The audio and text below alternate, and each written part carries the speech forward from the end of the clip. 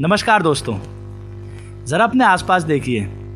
Car के tyres, rubber bands, शू, gloves और pencil की रेज़र, इन सब में एक चीज़ कॉमन है, रबर। लेकिन क्या आपने कभी सोची है कि आखिर रबर आती कहाँ से है? रबर एक बहुत ही फ्लेक्सिबल और स्ट्रॉन्ग मटेरियल है।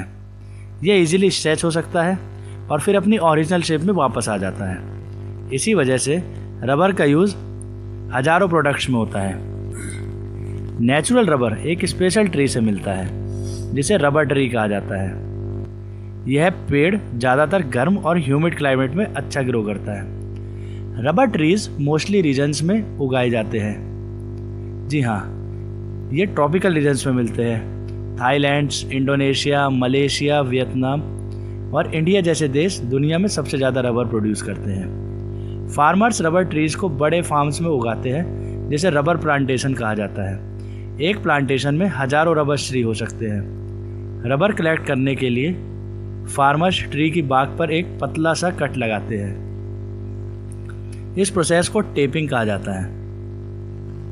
कट लगते ही पेड़ से एक सफ़ेद लिक्विड बाहर निकलने लगता है। इस सफ़ेद लिक्विड को लेटेक्स कहा जाता है।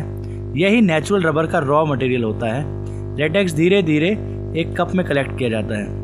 कलेक्टेड लेटेक्स को फैक्ट्रीज में ले जाया जाता है जहां इसे ट्रीट और हीट किया जाता है। प्रोसेसिंग के बाद यह सॉलिड रबर शीट्स या ब्लॉक्स में कन्वर्ट हो जाता है। इस रबर से टायर्स, ग्लोव्स, हॉर्सेस, शूज और स्पोर्ट्स इक्विपमेंट जैसे बहुत सारे प्रोडक्ट्स बनाए जाते हैं। आज के टाइम में साइंटिस्ट सिंथेटिक रबर में भी बनाते हैं या पेट्रोलियम केमिकल से बनाए जाते हैं और इंडस्ट्रीज में काफ़ी यूज़ होते हैं। रबर ट्रांसपोर्टेशन, हेल्थ केयर और मैन्युफैक्चरिंग, इन सब में बहुत इंपॉर्टेंट रोल प्ले करता है।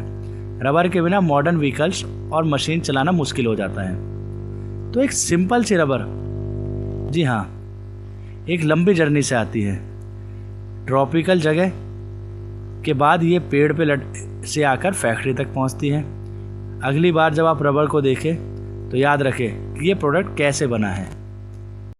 रबर की जर्नी हमें यह भी सिखाती है कि नेचर हमें कितनी वैल्यूएबल चीज़ें देता है।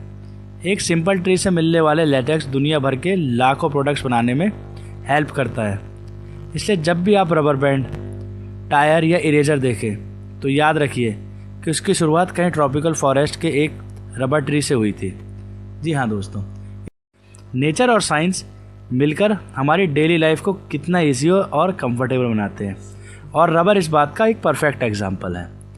इसी के साथ टॉपिक होता है खत्म। मिलते हैं अपनी नेक्स्ट वीडियो में, तब तक के लिए नमस्कार।